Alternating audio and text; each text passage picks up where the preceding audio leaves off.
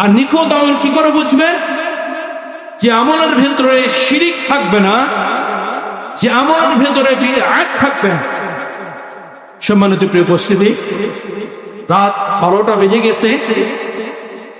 যদিও আরো একটু আগে উঠতে পারলে হয়তো আরো বেশি কথা বলা যেত।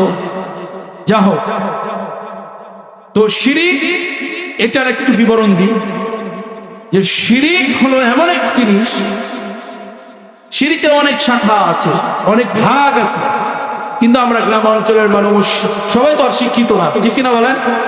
এই জন্য সহজ ভাষায় বলি, সহজ ভাষায় এটা কোট করেন, ব্রেনে সেভ করেন।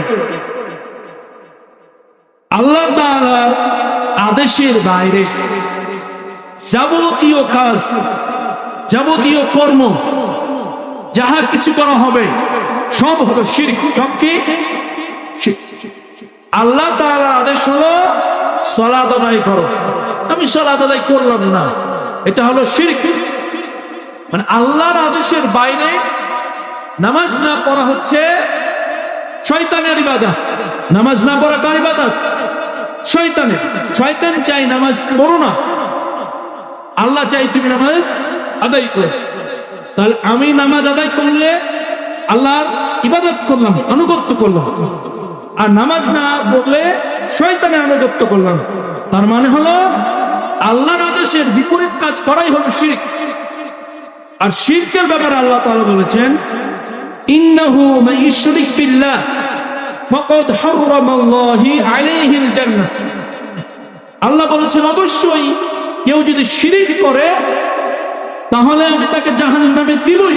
ফাকাদ হারামাল্লাহু আলাইহিল জান্নাহ, তার উপর থেকে জান্নাতকে হারাম করে দেওয়া। নাউজুবিল্লাহ। তারা যে নামাজ পড়ে সে শিরক মুক্ত, আর যে নামাজ পড়ে না সে শিরক যুক্ত। যে ব্যক্তি সত্য বলে সে শিরক মুক্ত, যে ব্যক্তি সত্য বলে না সে শিরক যুক্ত। যে ব্যক্তি সিয়াম রাখে, রোজা পালন করে সে শিরক মুক্ত, আর যে করে না সে শিরক যুক্ত। তার মানে হলো আল্লাহ যা আদেশ করে নাই তার বিপরীত সব কাজ করাই হচ্ছে শিরক। সব কাজ করা শিরক। তবে শিরকে একবার বলতে বোঝানো হয় সরাসরি মূর্তি পূজা করা, মাটি দিয়ে মূর্তি বানায় তাকে পূজা করা। তাছাড়া সবগুলো শিরক, সবগুলো কি শিরক। 2 নাম্বার বিদআত। বিদআত কি করে বুঝবেন? সহজ ভাষায় বুঝেন, সহজ, একদম সহজ।